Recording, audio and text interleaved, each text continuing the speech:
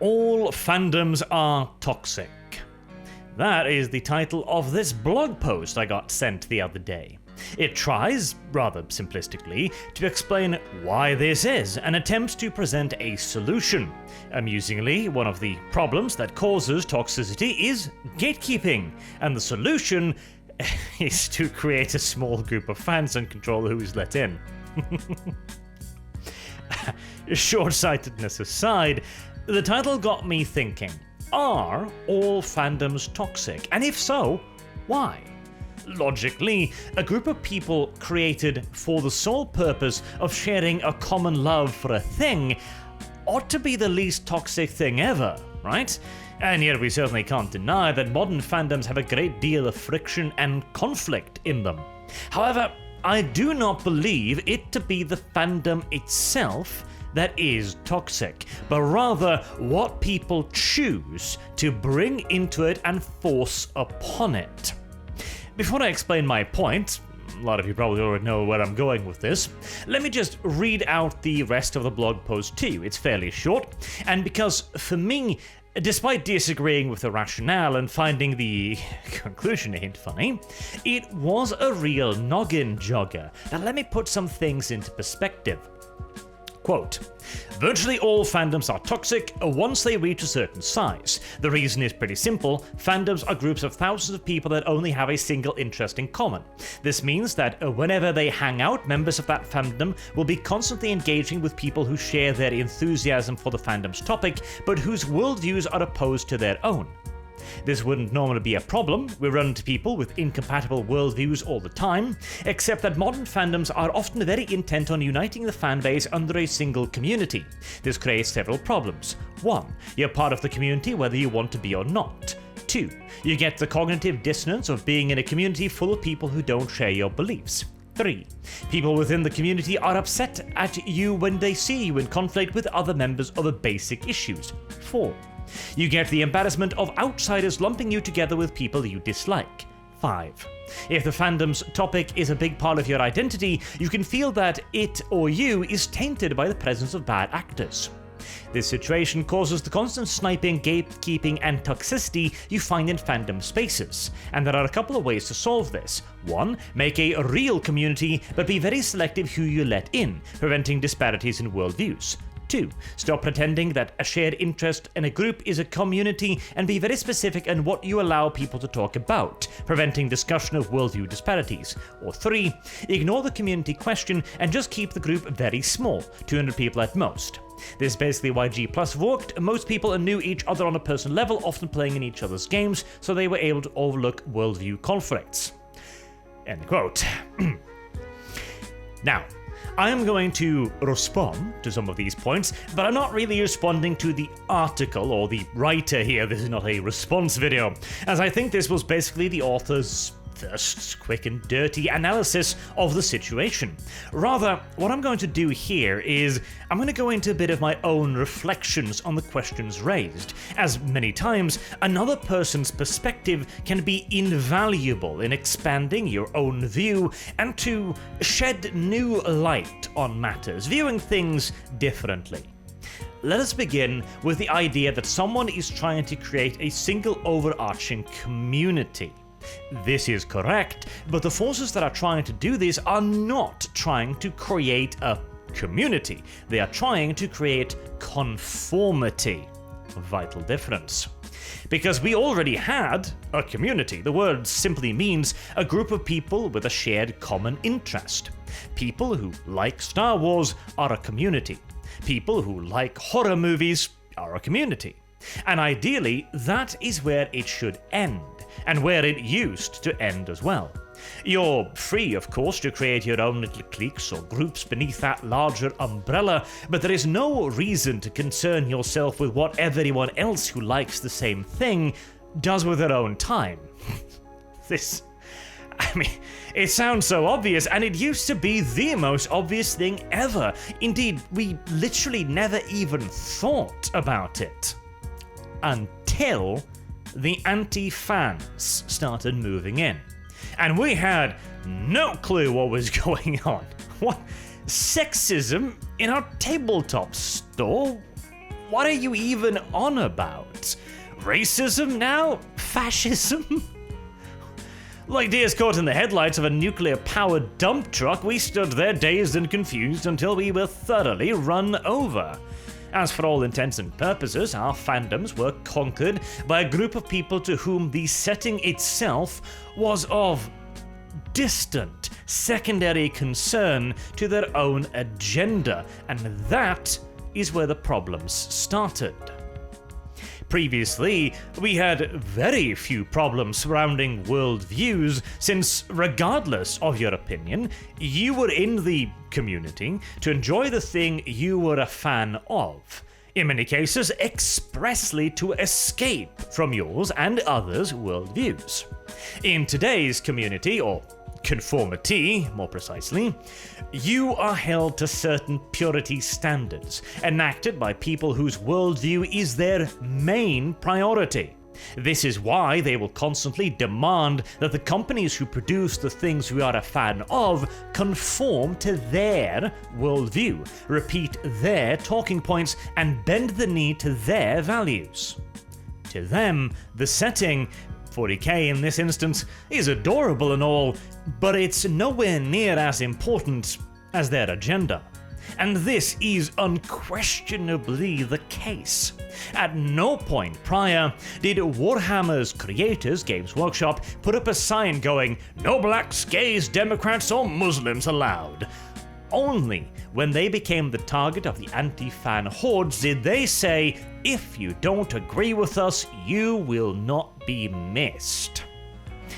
So with that in mind, let's revisit that list. Quote, "You're part of the community whether you want to be or not." End quote. Alright. Well, this is only really a matter if it's somehow embarrassing or important. As a kid of the 90s, long before gaming became cool, I am all too familiar with the former reason. But the second one is new and ties into point number 2 here. Quote, "You get the cognitive dissonance of being in a community full of people who don't share your beliefs." End quote. Again, why does this matter? I have been to massive LAN parties with hundreds, if not thousands, of complete strangers. Absolute randos I know nothing about. Probably everything from Socialism 1 and 2, commies and schnazis, to Swedes, all up in that ungodly mix. Yet no one ever paused a single second to think about that. Unless, of course, the main thing of your conformity is no longer the fandom, but the fandom's beliefs. Number 3, people within the community are upset at you when they see you in conflict with other members over basic issues. End quote. And there it is, isn't it? Basic issues. Okay, well, why would there be conflicts over basic issues? I mean, what's a basic issue? Let's take a modern one, shall we? Racism is bad. Basic, right? Everyone can agree. But hold on, because the anti-fan has a bit of a different view of this. Not only is teaching a racialized worldview at school acceptable and desirable, it is even better if you segregate people and students based on the color of their skin, making certain areas accessible only to black people, and then putting whitey's children in a separate room where you can make them cry as you call them racists. Basic issues, right? The problem is, even the leftists can't keep up with their dogma anymore, so how could you possibly expect the rest of us to do so? And the last two are much the same. Quote, "You get the embarrassment of outsiders lumping you together with people you dislike. If the fandom's topic is a big part of your identity, you can feel that it or you is tainted by the presence of bad actors." End quote. Not a one of these things have anything to do with the fandom. It is exclusively outside problems that have been forced into the fandom, specifically for the purpose of exerting force and influence upon it. Think about it. You feel embarrassed about people you don't know liking the same thing as you? Why? You feel tainted by other people liking that thing? Wake up and smell the guilt trip. The very hobby itself at that point has been weaponized by the anti-fan. It is the very reason why I call them anti-fans, because to them, the hobby is a weapon, a thing to be used to serve their greater good. That is what turns a fandom toxic, because you cannot escape from it. It is no longer a hobby. It is no longer a thing you like. It now has to be a part of your identity. And if it isn't, well, you're gonna have to get shut out from it by any means. To make my point more clearly, let's talk about fandom, actual fandom toxicity, right? That one dude that always brings the most meta bullshit army list imaginable to 40k, for example. Okay, you play him, you learn he's a bit of a dick, and then you don't play him again until he brings another list. Problem solved. No one is forcing you to interact or identify with that guy. Nobody's forcing you to play him. Nobody's forcing you to like his style of play. Because there are people who do. Tournament players do exist. They are a weird subspecies, absolutely so. Or what about elitists that laugh at you for not knowing the obscure lore? Same deal. Disengage and move on, simple as. Because these people are not in control of the hobby, nor are they trying to be. They are just other people you aren't compatible with that like the same thing, but for different reasons.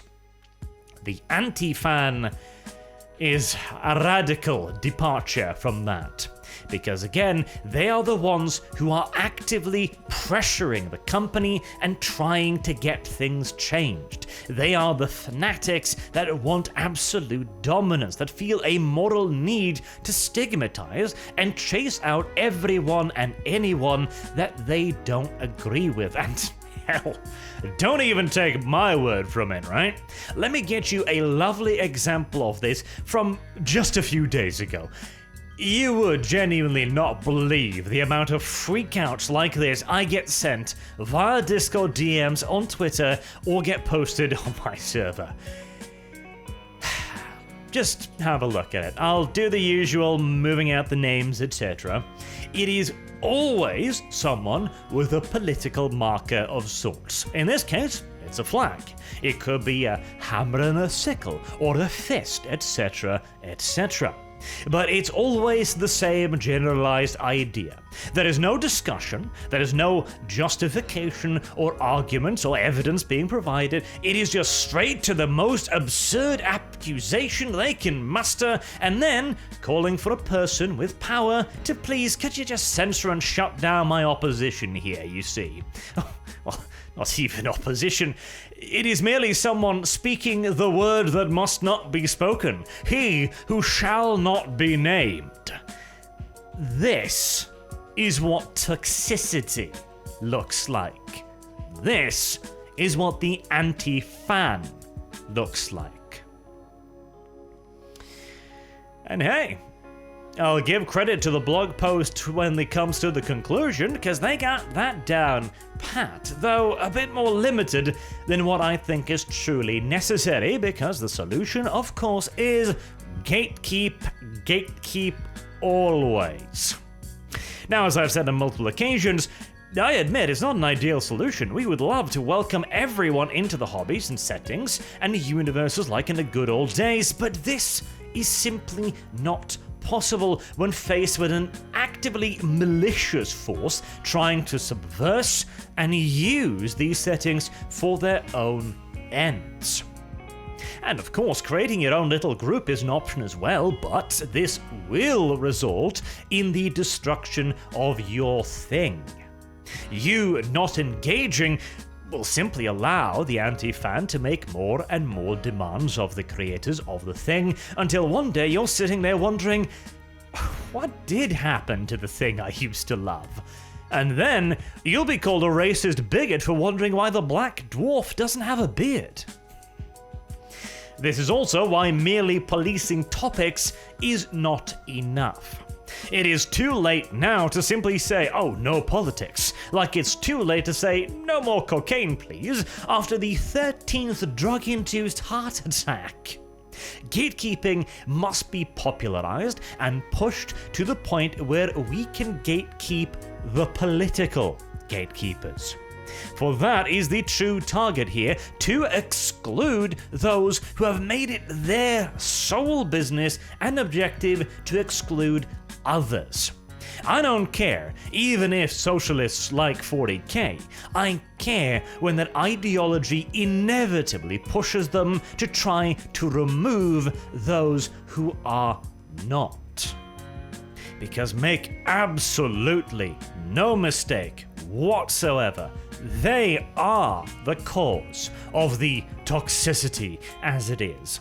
They are the cause of the conflict, of the drama, and the constant infighting within our fandoms. We didn't ask for this. We sure as hell didn't start it. We were open, we were welcoming, we allowed literally anyone and everyone in, and it has cost us dearly.